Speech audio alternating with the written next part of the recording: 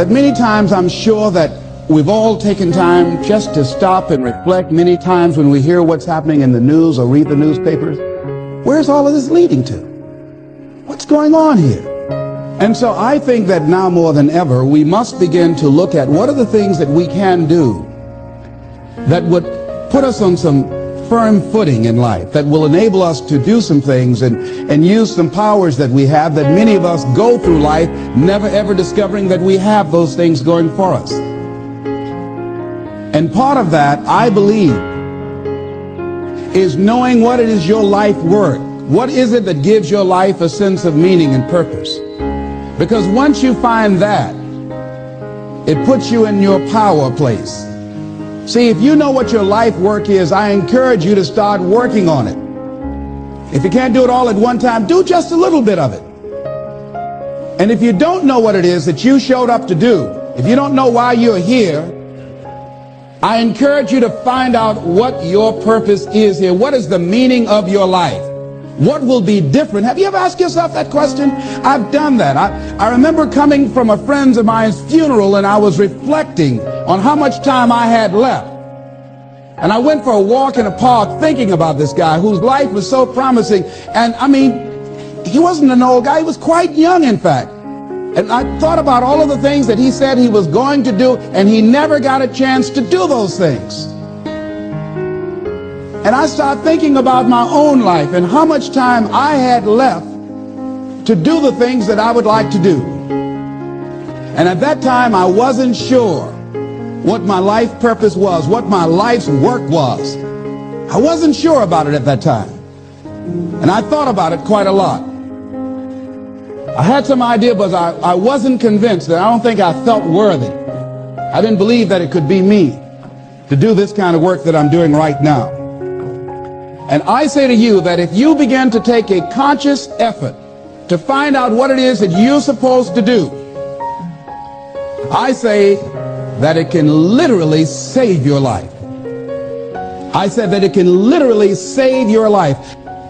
85% of the American public, according to recent studies, are going to jobs that they hate, working on jobs that do not challenge them.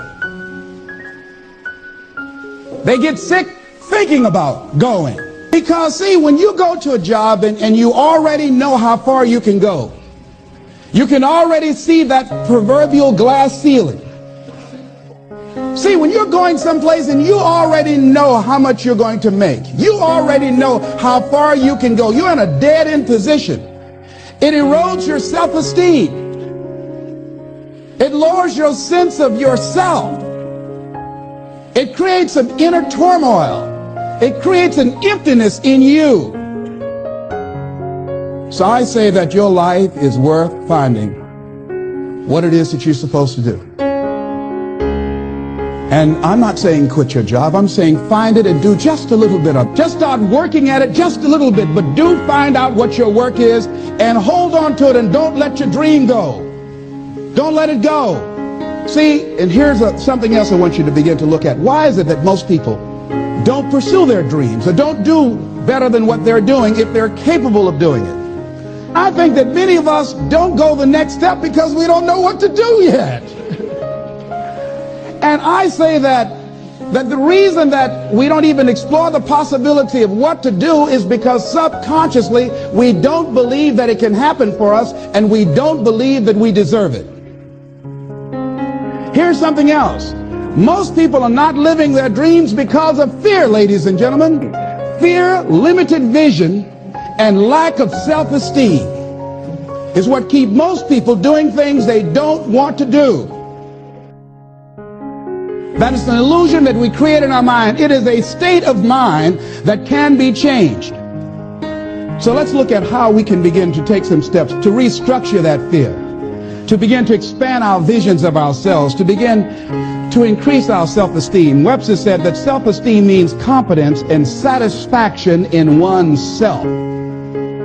The same reason that people stay in relationships where they're abused or they're unhappy or it's unfulfilling, they can't see themselves beyond that relationship. They can't see themselves enjoying life without that person. They think that this is all that they can do.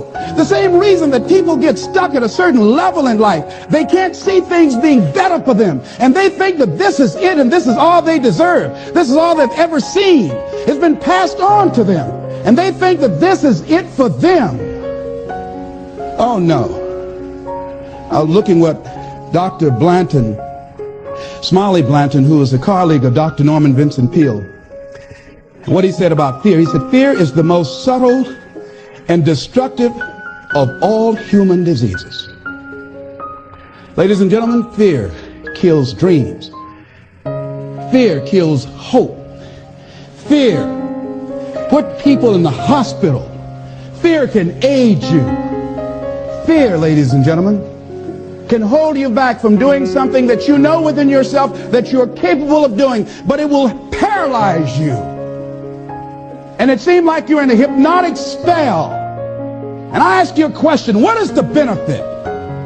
What's the benefit of allowing fear to hold you back? What's the benefit of giving up on yourself, of not stepping out on life and taking life on? What is the benefit for you? What's the plus in that?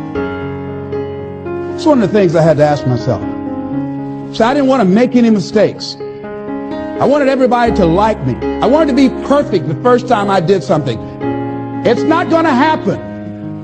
You're going to make some mistakes. You're going to hurt some folks' feelings. You're going to create some enemies whenever you decide that you want to begin to take life on.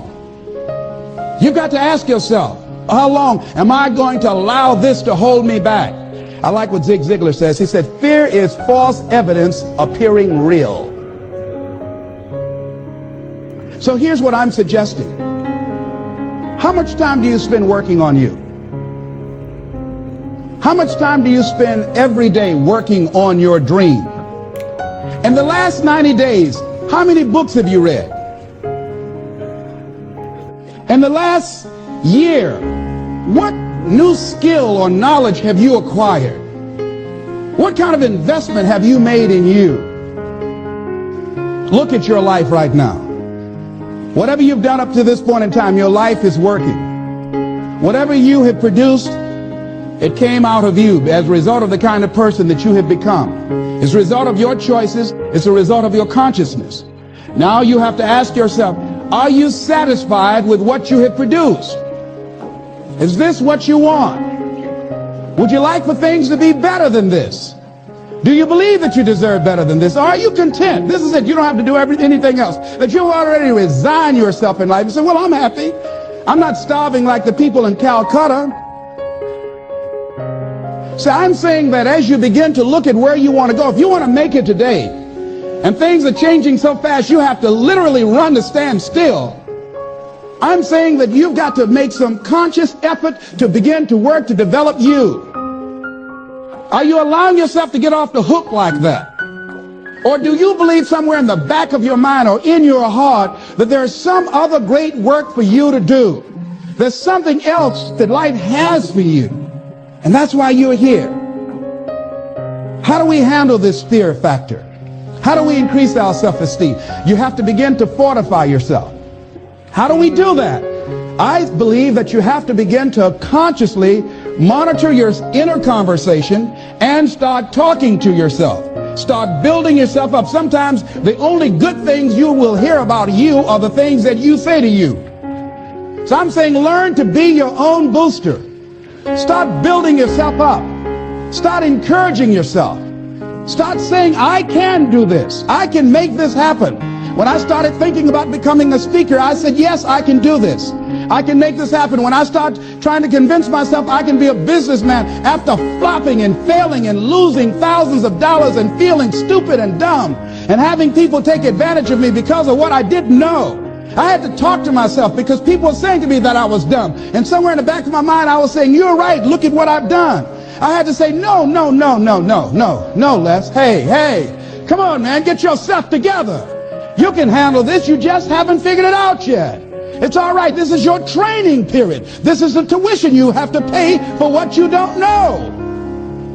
You can do this. Other people have done it. It doesn't take an Einstein. Get you some people that can teach you some stuff that you don't know. Get you some people that have done it successfully and learn from them. Take some seminars, workshops, read some books on how to manage a business. Change the way you see yourself and begin to tend to the personal details. Understand that nobody's going to take care of your business better than you.